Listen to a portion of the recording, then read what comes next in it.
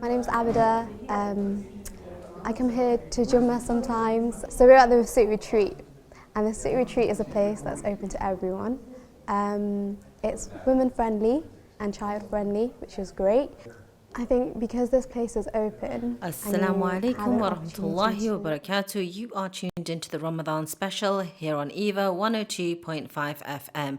My name's Shermeen, and today's show, the Morning Matters show, is streaming also live on Facebook. It is streaming on YouTube and on Twitter.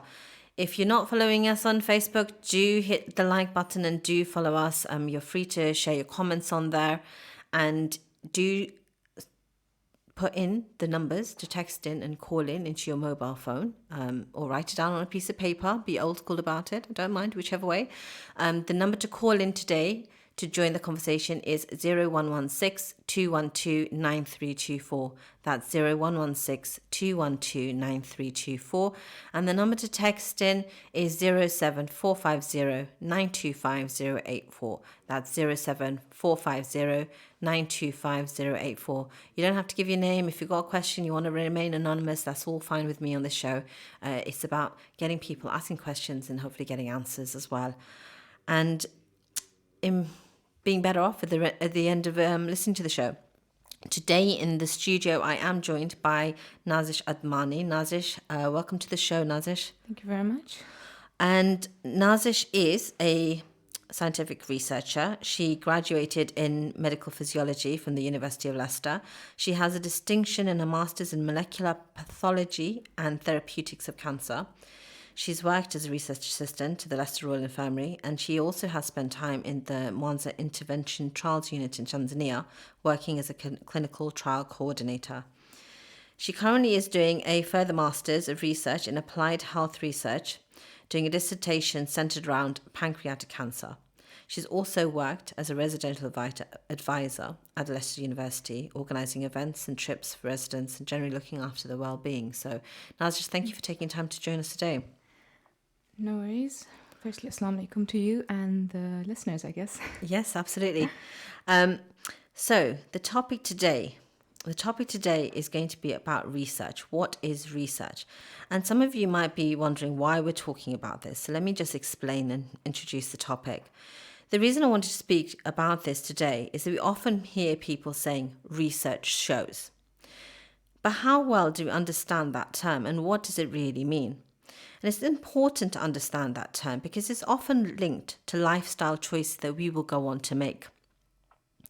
Whether research shows that a particular cream will make you look 10 years younger, or whether research shows that vaccines have serious side effects, understanding that there is a wealth of information behind that term, research shows, and not just falling for that headline, will help us choose better when it comes to our own health and well-being and those of our children. And our children, of course, are an amana, as our own bodies are an amana, an entrustment from Allah subhanahu wa ta'ala, for which we will be accounted in how we took care of them. Without further ado, let's answer this question. Let's get Nazish to answer this question for us today. Nazish, so what is research? Well, if you Google what is research, you'll get the very simple definition, which says it's a systematic investigation, which is as basic as it can get.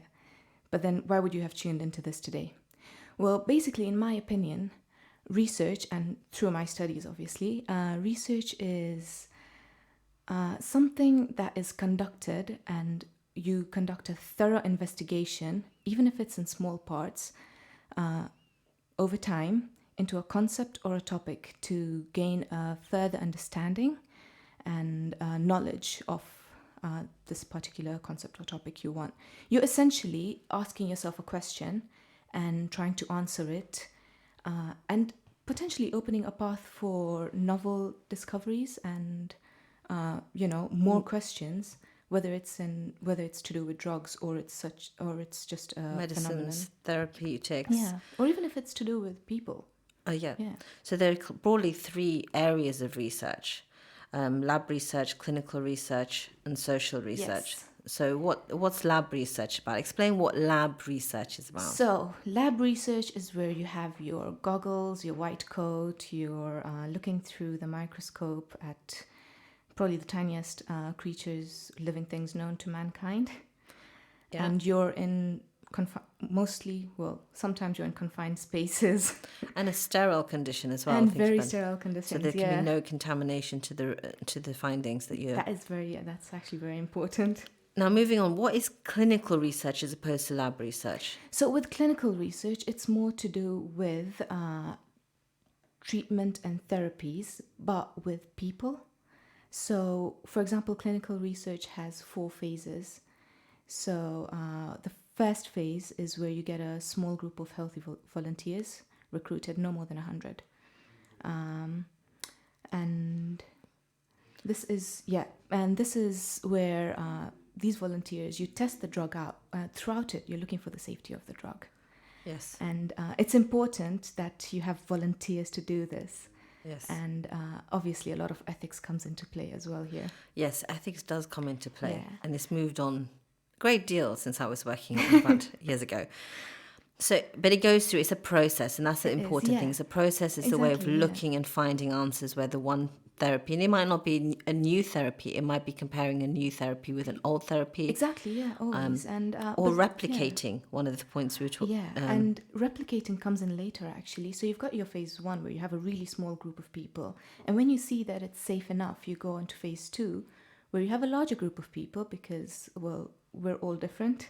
Yes. And you need as much variety or as much extra backup support to know that your drug is actually working. Well, the more people you have and the more you get the same result. Exactly. It proves that there is makes it more robust. Efficacy, robust is the word, and the integrity of it. Exactly, yeah. And throughout both these phases, phase 1 and phase 2, this is where you're looking at the drug dosage or your compound, whether it's a vaccine or and you're looking at the drug dosage and you're looking at its efficacy and how well it is.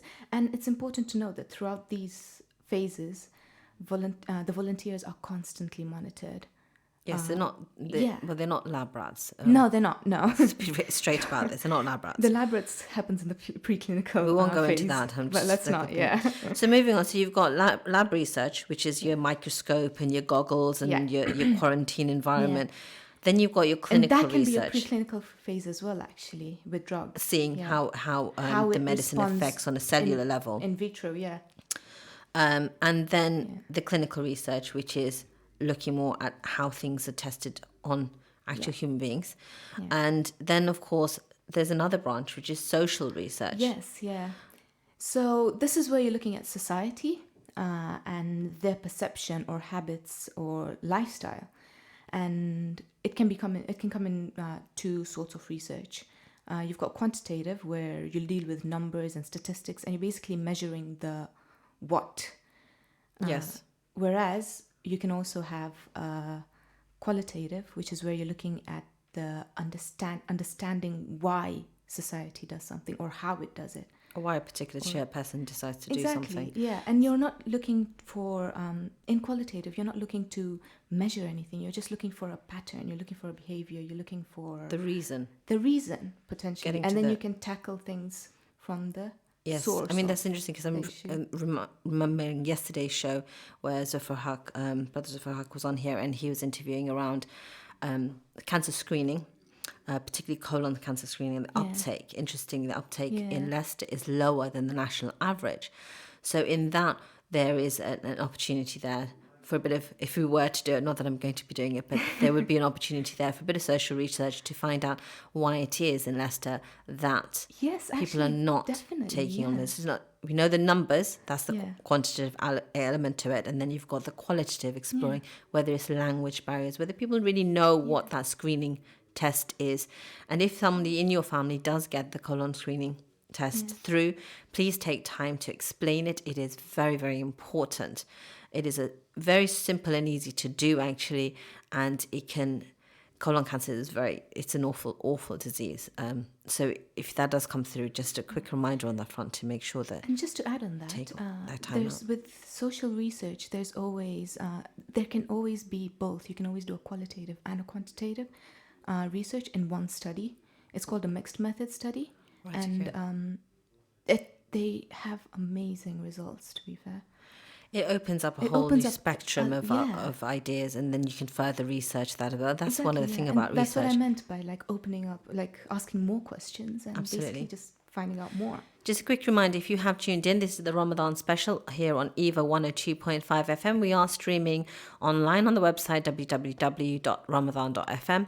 We're also streaming live on Facebook, YouTube and Twitter. And if you are on Facebook, feel free to share this interview that we're doing right now with your friends, inshallah. And if you haven't liked the Ramadan FM page, then please do.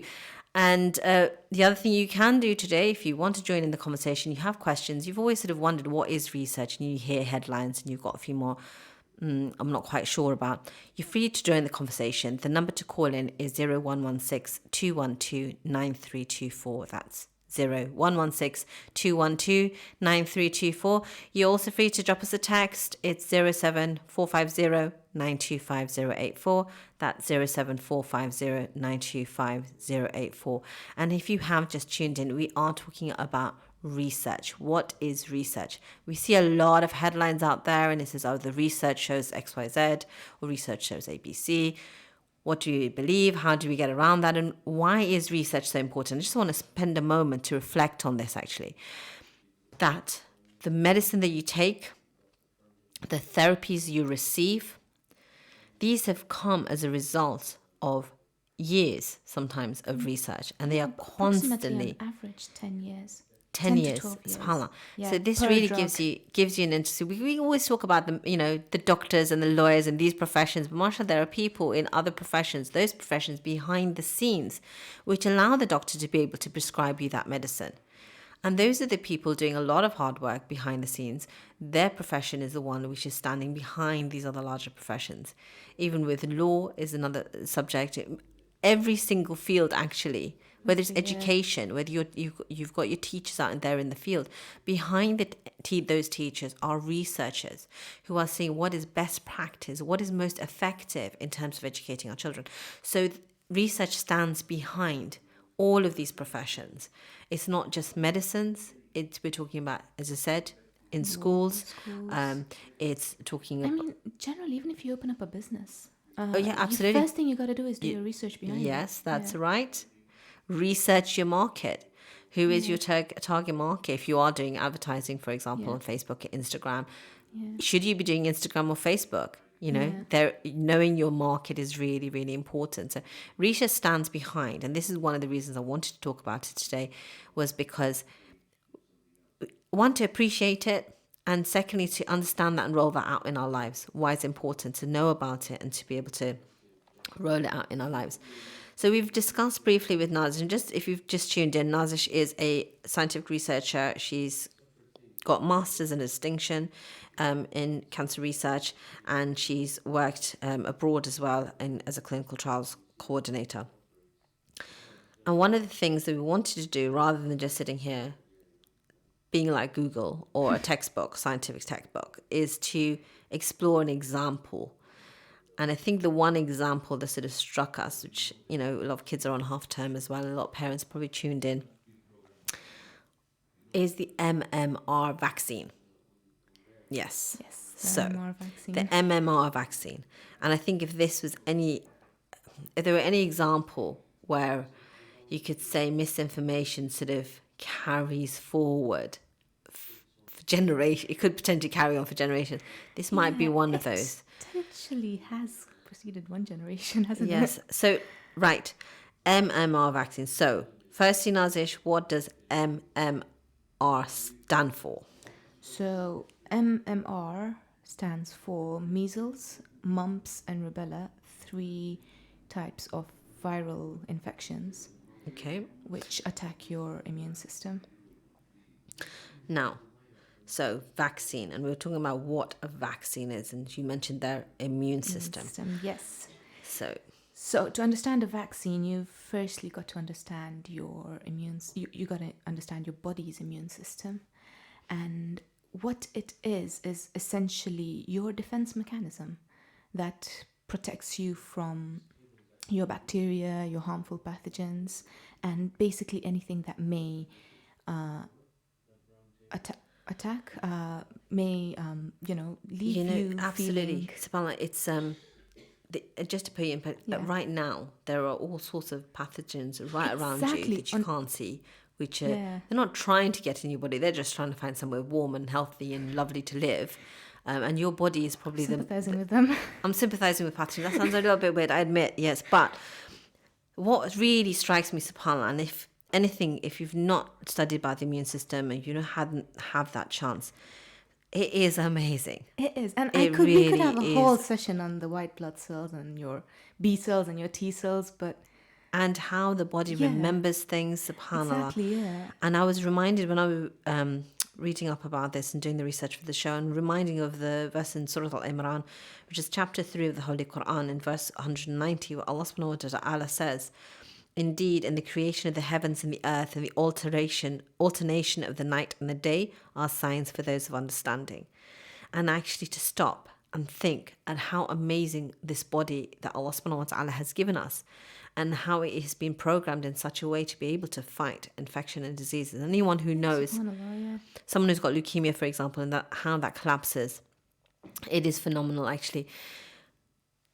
As you said, we could have a whole show on it by itself, but suffice it to say that immunity is the defense mechanism of the body. Exactly. And what the vaccine essentially does is give it a push, or it gives it what the vaccine essentially does is it gives it a push, and it enhances this mechanism.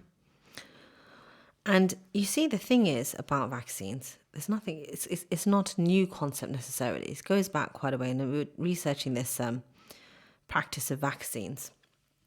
And one of the things that came up is that before vaccines, that there was a process called variolation. And variolation was practiced throughout the latter half of the 17th century by physicians in Turkey, Persia, and Africa.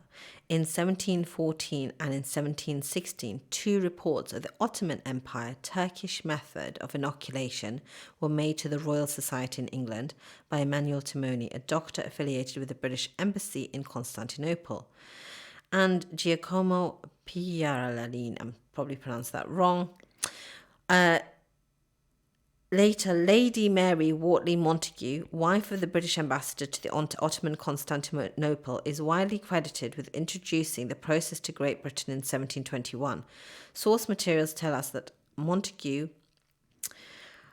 Montagu, when Lady Montagu was in the Ottoman Empire, she discovered the local practice of inoculation against smallpox called variolation.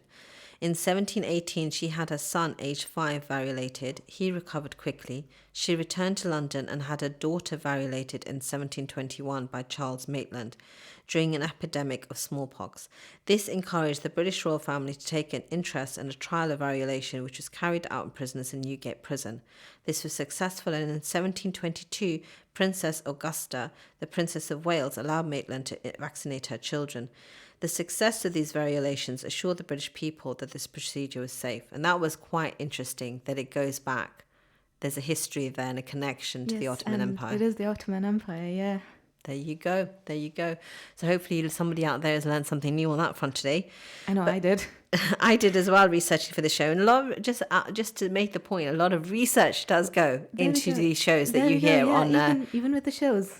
On the Ramadan special here on EAVA 102.5 FM. People don't just come in here and sit down and start chatting away. They spend a lot of time making sure the information that you're getting is up to date, is well researched, is sound, and is robust as well. Now, the smallpox vaccine, which was more widely understood and widely known, was firstly developed by Edward Jenner. Jenner, yeah. And this was in 1796. He followed up his observations that milkmaids who had previously caught cowpox did not later catch smallpox, by showing that inoculated cowpox protected against inoculated smallpox. That was quite interesting as well. Yeah, and it's interesting he made that observation. Yeah, and yes, smallpox is a serious disease, which has been wiped out, thankfully, now as a result of the vaccination schedules that have happened in the past. Now, immunity is one thing, Nazish, but then there's another term that people hear bandied around: herd immunity. Explain herd immunity. Herd immunity. So picture, if you must, you've got your zebras, you've got your antelopes, you've got your lions. They hang around in herds for the most part. For the most part, For yes. the most part, you know, unless lionesses are hunting. But it's in the animal kingdom, everybody that herds together or flocks of birds. Yeah. And there's a reason behind that. Why would it be? It would be to protect their own and to protect themselves as a result of protecting their own. It's pretty much how to basically look after your species, isn't it? And to achieve herd immunity against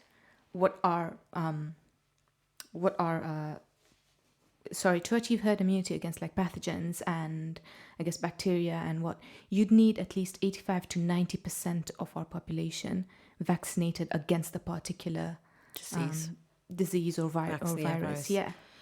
And that includes children, adults and vulnerable population. And let's be sure that with these vulnerable population, there's a very high chance that they might not develop the immunity required. So you're talking about patients with HIV or patients potentially who are going under chemo as well. Yes. And yeah. So there's this element. So this herd immunity is this idea that you have to have a minimum number to be protected as a wider community. There's a social responsibility there that comes to mind. Now, we don't have long before the ad break. Okay. So I'm just going to remind everyone, if they've just tuned in, this is a Ramadan special on EAVA 102.5 FM. We are talking about what is research, and I am joined today by Nazir Shadmani, who is a researcher who has completed a master's, got a distinction in cancer research, and has also worked for clinical trials abroad as well. We've been discussing so far what research is, and hopefully after the break we're going to go into more depth on this topic, and we've been homing in on a particular aspect which seems to hit the headlines a lot, which is the MMR vaccine as a way to describe research methodologies, and really being able to read behind the headlines. So one of the main things that always seems to come out with regards to this is the claims around autism. And because we're coming up to the break, probably we'll carry on after that, but autism is one of those things that's still here, actually, that people say that my child's going to get autism if they have the MMR vaccine. They still believe that, So where did that claim start from? How did it come about? So it started off with a researcher.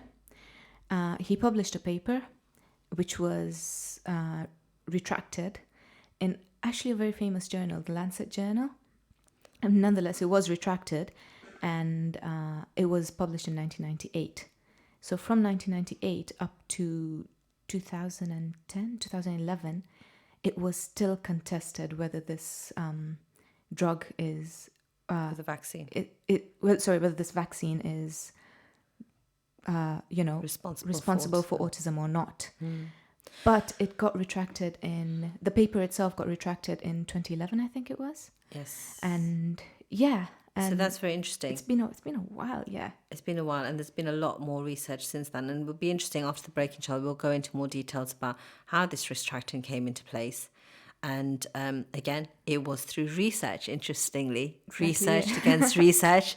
But it was research done outside of the medical profession, which resulted in one of the longest cases in the GMC. So do stay tuned. This is the Ramadan special on EAVA 102.5 FM. My name's Shermeen, and this is the Morning Matters show. We are broadcasting on Facebook, and we are also broadcasting on YouTube and Twitter online. And stay tuned. Yes, they have the Ramadan special on EAVA FM. And we are going to continue to talk about what is research. Please feel free to stay tuned and do share the show in the ad break, inshallah, if you are watching on Facebook. Assalamu alaikum.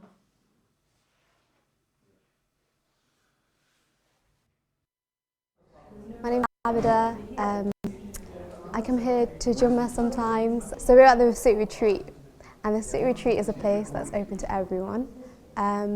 It's women friendly and child friendly, which is great. I think because this place is open, and you have an opportunity to interact with everybody. You get to challenge stereotypes. Yeah, so during one of the Q&A sessions, my 6-year-old niece was like, why do we say Ameen? And I thought, wow, I didn't even know you were listening. So she raised her hand and put a question to the Sheikh. And what I like about the audience, they're all different ages and they're at different stages. And a lady said, oh, I was thinking that the other day as well. What does Ameen mean? And I thought, wow, beautiful. We're all uniting on something that's really important to us, our faith and our curiosity to become closer to Allah. So yeah. I do live near other masjids as well, but this place is rare and it's special, and it's the way the Prophet's masjid was set up, and that's you can't put a price on that, and travelling here or whatnot from anywhere. If we want to change the narrative that's been set for women, we have to not just talk the talk, but we've got to walk the walk, and that includes supporting the places and the people that are trying to make the masjid inclusive for all people. So, yeah.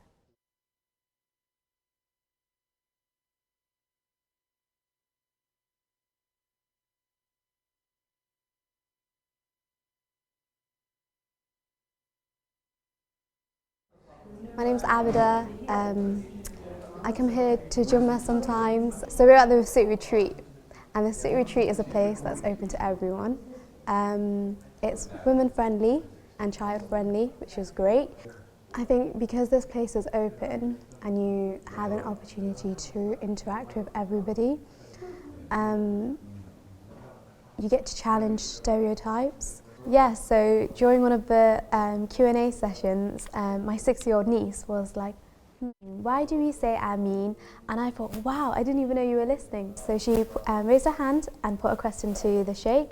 And what I like about the audience, they're all different ages and they're at different stages. And a lady said, oh, I was thinking that the other day as well. What does Ameen mean? And I thought, wow, beautiful. We're all uniting on something that's really important to us, our faith and our curiosity to become closer to Allah subhanahu wa ta'ala. So yeah. I do live near other masjids as well, but this place is rare and it's special, and it's the way the Prophet's masjid was set up, and that's you can't put a price on that, and travelling here or whatnot from anywhere. If we want to change the narrative that's been set for women, we have to not just talk the talk, but we've got to walk the walk, and that includes supporting the places and the people that are trying to make the masjid inclusive for all people. So, yeah.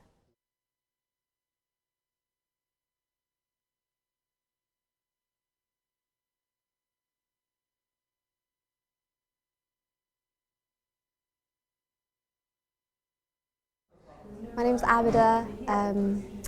I come here to Jummah sometimes. So we're at the Suit Retreat, and the Suit Retreat is a place that's open to everyone. It's women friendly and child friendly, which is great. I think because this place is open and you have an opportunity to interact with everybody, you get to challenge stereotypes. Yeah, so during one of the Q&A sessions, my 6-year-old niece was like, why do we say Ameen? And I thought, wow, I didn't even know you were listening. So she raised her hand and put a question to the Sheikh. And what I like about the audience, they're all different ages and they're at different stages. And a lady said, oh, I was thinking that the other day as well. What does Ameen mean? And I thought, wow, beautiful. We're all uniting on something that's really important to us, our faith and our curiosity to become closer to Allah subhanahu wa ta'ala. So yeah. I do live near other masjids as well, but this place is rare and it's special, and it's the way the Prophet's masjid was set up, and that's you can't put a price on that, and travelling here or whatnot from anywhere. If we want to change the narrative that's been set for women, we have to not just talk the talk, but we've got to walk the walk, and that includes supporting the places and the people that are trying to make the masjid inclusive for all people. So, yeah.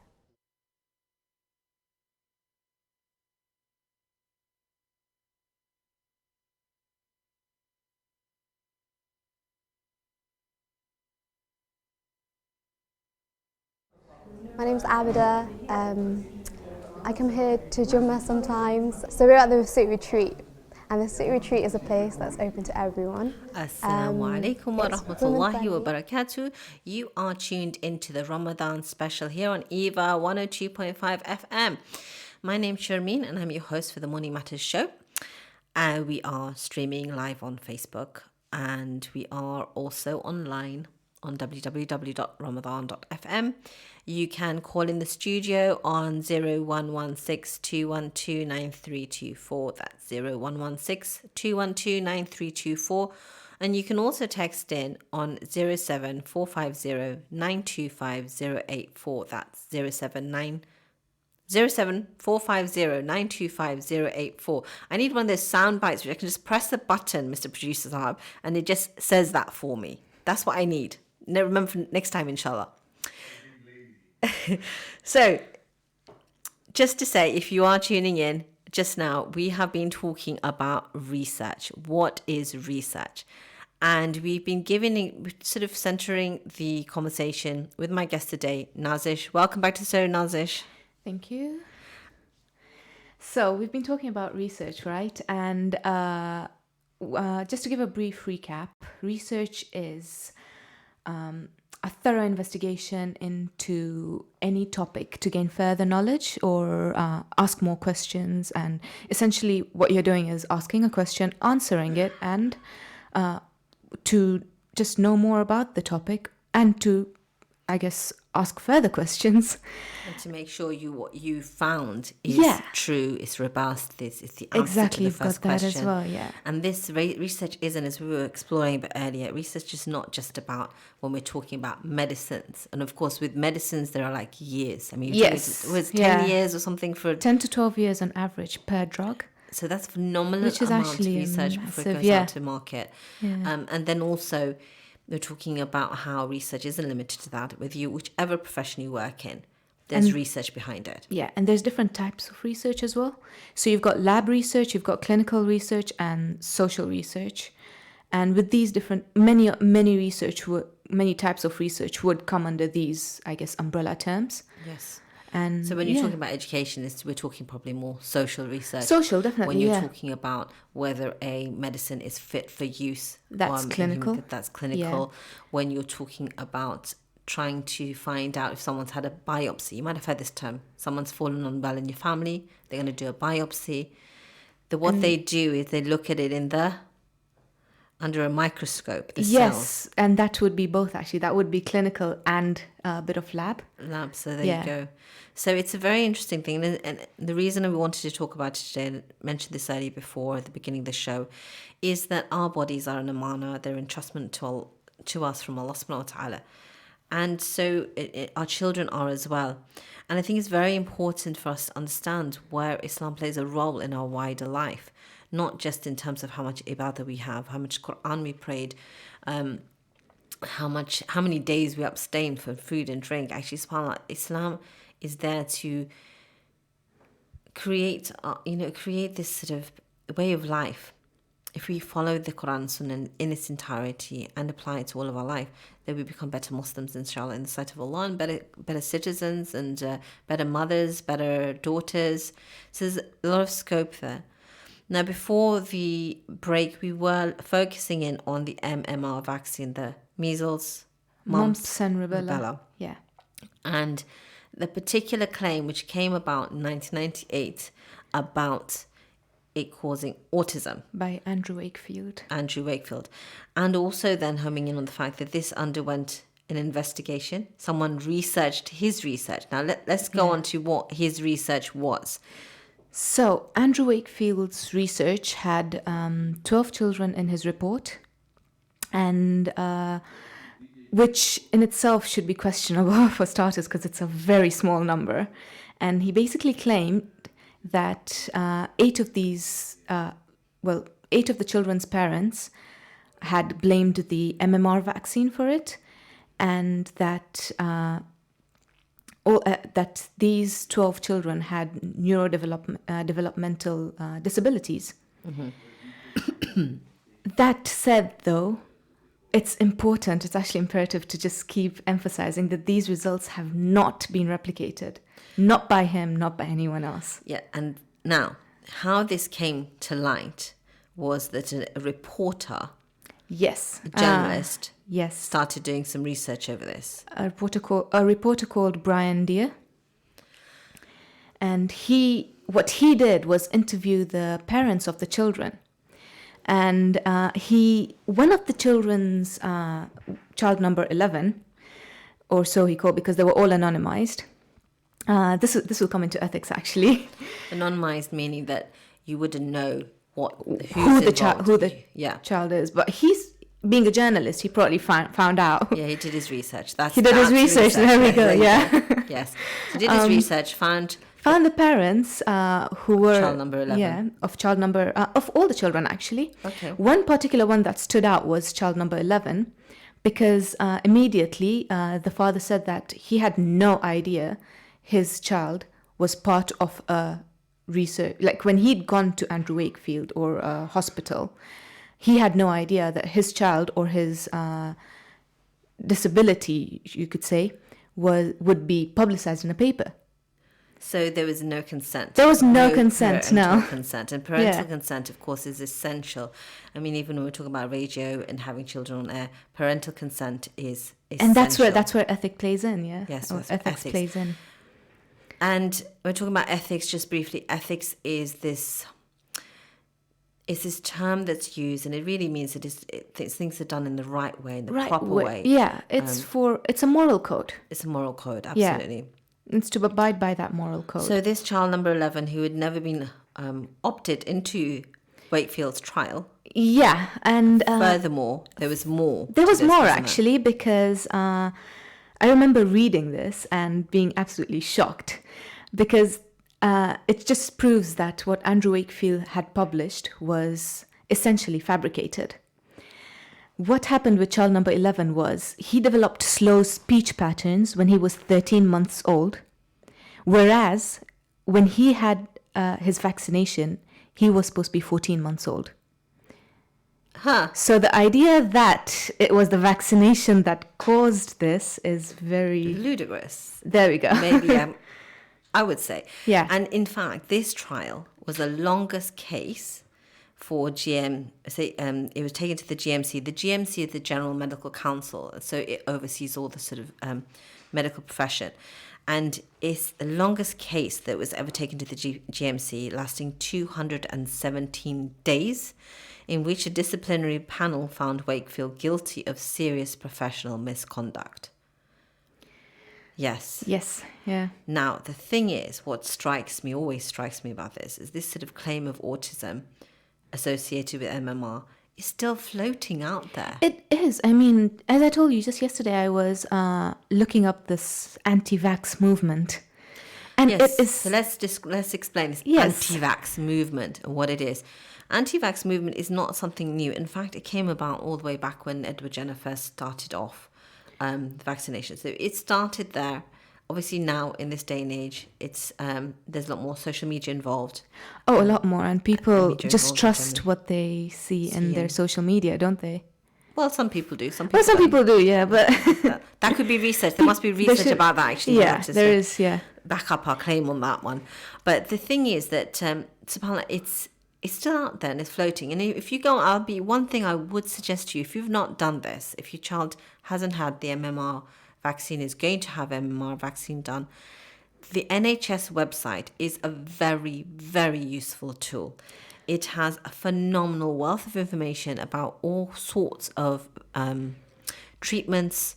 It's come a long way, I have to say. I'm very impressed with how it's come along. It's at your fingertips, literally. It's at your fingertips, and it's reliable information. So if you are concerned, or if you are thinking, well, I'm not sure, still not sure after listening to the show and everything we've explained thus far, we're going to have more on this, by the way, the NHS website, definitely you should go on there with any condition, actually. You know, I know when you Google things, sometimes you have loads of random things. And FYI, if you go out going Turkey and you Google for Turkish e-visa, do not click on the ads, please, because they're fake sites. You have to be careful on Google. But there is the official site. Make sure you do go on the official site. That's like a total side point. But that's research. In a way, it comes under research. Yeah, so I think it's important, whilst we're on this topic, to just say that it took about 12 years for the paper to be retracted. Wow. Yeah.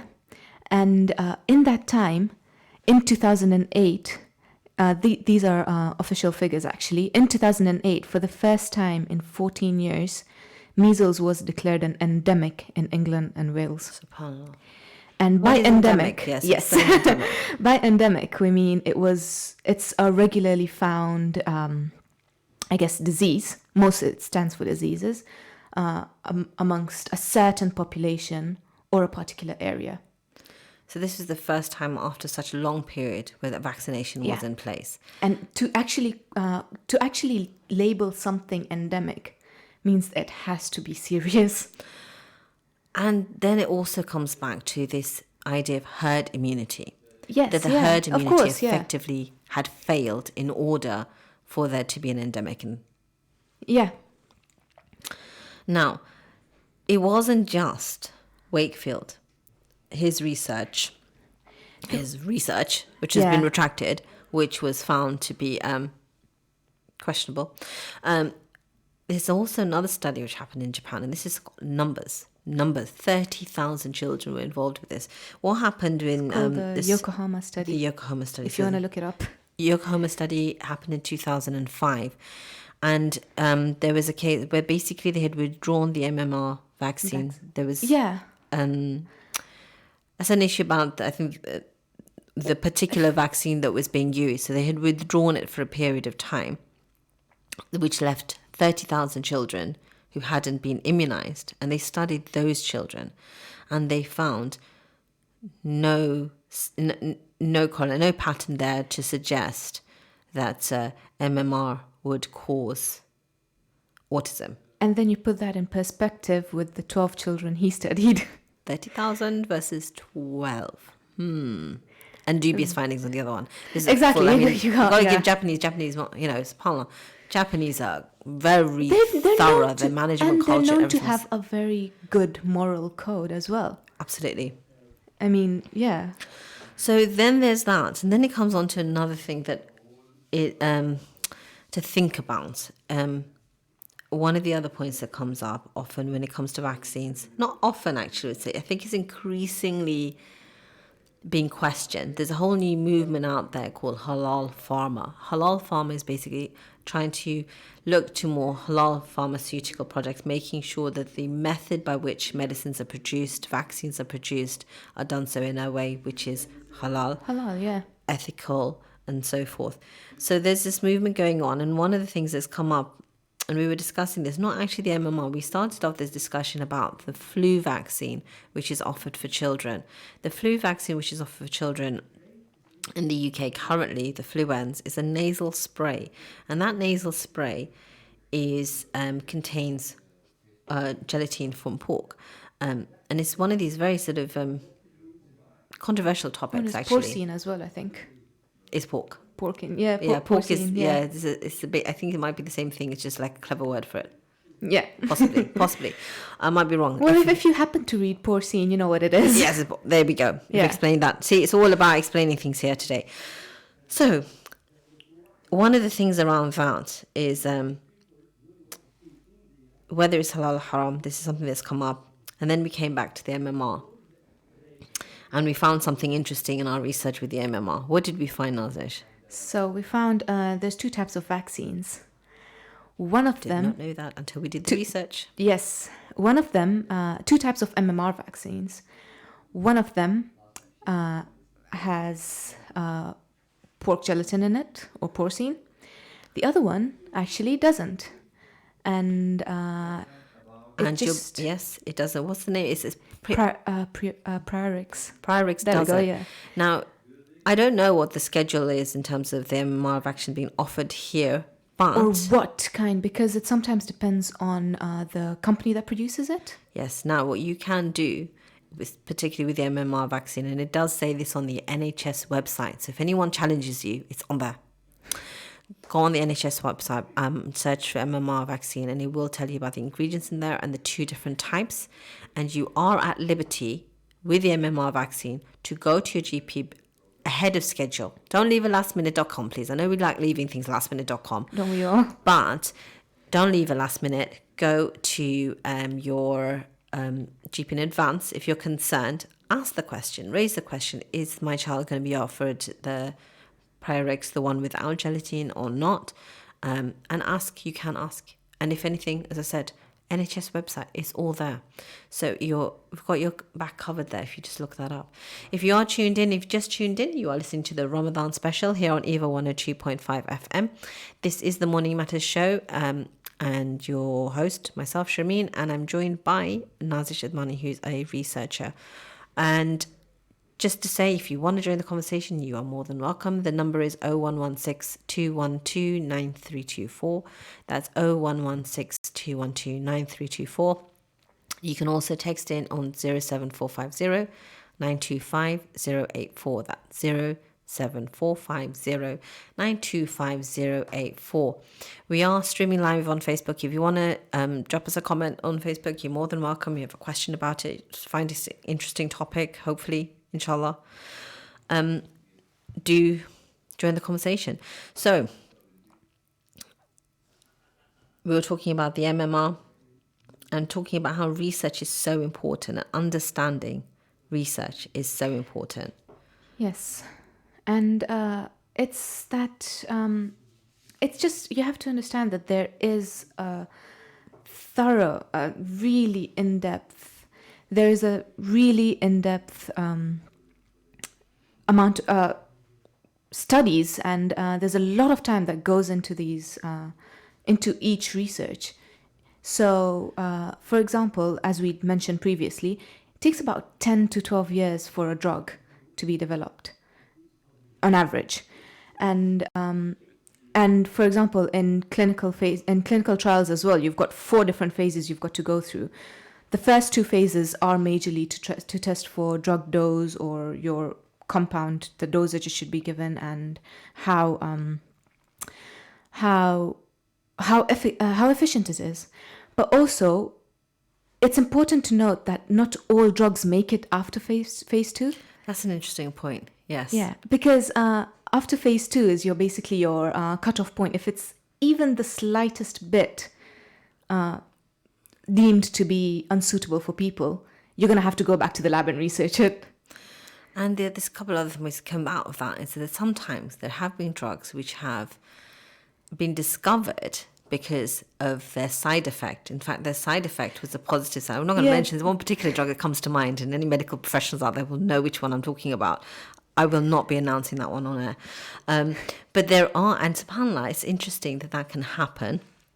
But also, one of the other things that people don't realize is that when even the drug comes out onto the marketplace, when this medicine comes out on the marketplace, there is still monitoring that continues. Yeah, there is. And each phase, for example, would take at least I'm gonna throw some figures in here, but they are rough estimates from my side. Each phase would take at least a year, I think, or about a year, because you're trying to see if there's any adverse effects later on as well.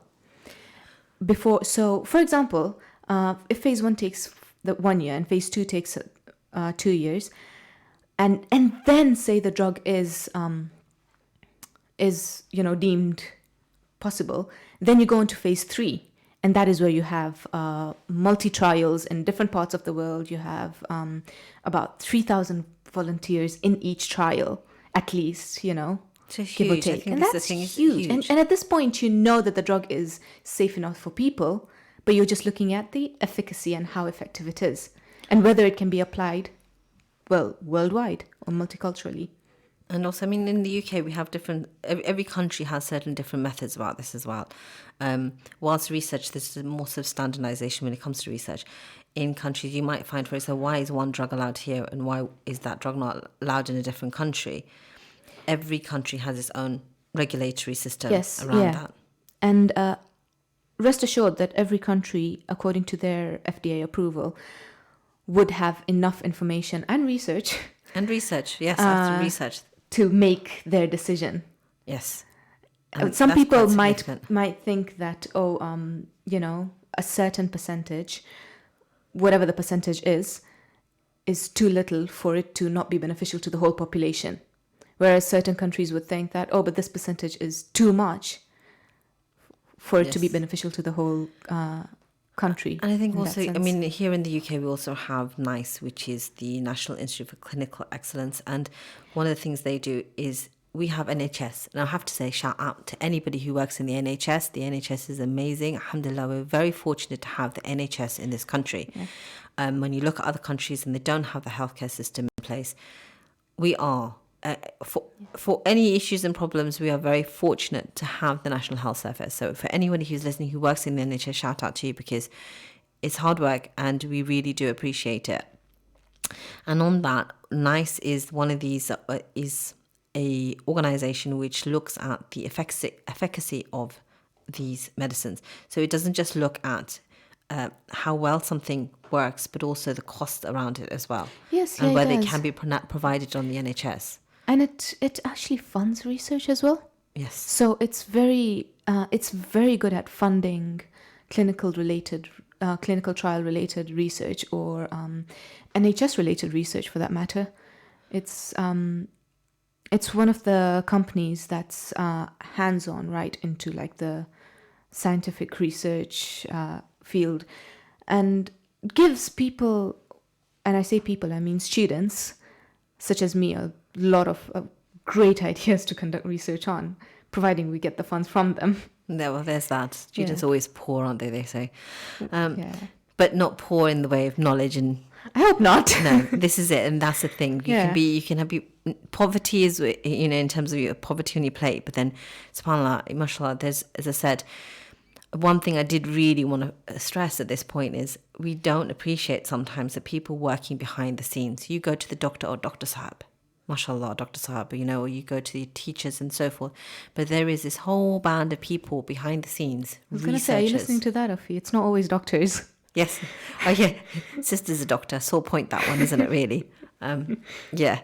So there is a whole band of sort of people behind the scenes who are making sure that, one, what you're getting and what you're receiving in terms of care, education, and every front and there's is robust. Even in today's day and age, pharmaceutical companies get a lot of flack from public. And Yes, this is they very do. Dangerous territory. I know that. We're not going to go there. We Which I don't want to go. But just to briefly go over though, that it's they do get a lot of flack, and in some cases, yes, they probably do deserve it. But also there is a lot of research that goes on from their side as well. So we're going to have to wrap up because the time's flown by, as usual, on the show, mashallah. Just to say, there's a couple of things I wanted to end with was, one, if you are more interested, there is a brilliant website that I use called futurelearn.com. And futurelearn.com is you can access free courses on there. And there are quite a few courses on there about improving healthcare through clinical research, the role of vaccines and so forth. So it's a really good resource, and it's really easy to do on your phone. It's very easy. FutureLearn, it's free, isn't it? It's many of the courses free, so it's very, very good. Yeah. And also, so they can do languages on there as well. Now, I wanted to end with this. There's a hadith of Rasulullah. It said, every one of you is a guardian and responsible for his charges. The ruler who has authority over the people is a guardian and is responsible for them. A man is a guardian of his family and is responsible for them. A woman is a guardian of a husband's house and children and responsible for them. A servant is a guardian of his master's property and responsible for it. So all of you are guardians and are responsible for your charges. That is the hadith reported by Bukhari. I want to leave you with that and think about our responsibilities, inshallah. Tune in tomorrow to the Morning Matters show. Inshallah, be joined by Myra Khan. This is the Ramadan special on EAVA 102.5 FM. Thank you for taking the time to listen in. Assalamu alaikum wa rahmatullahi wa barakatuh.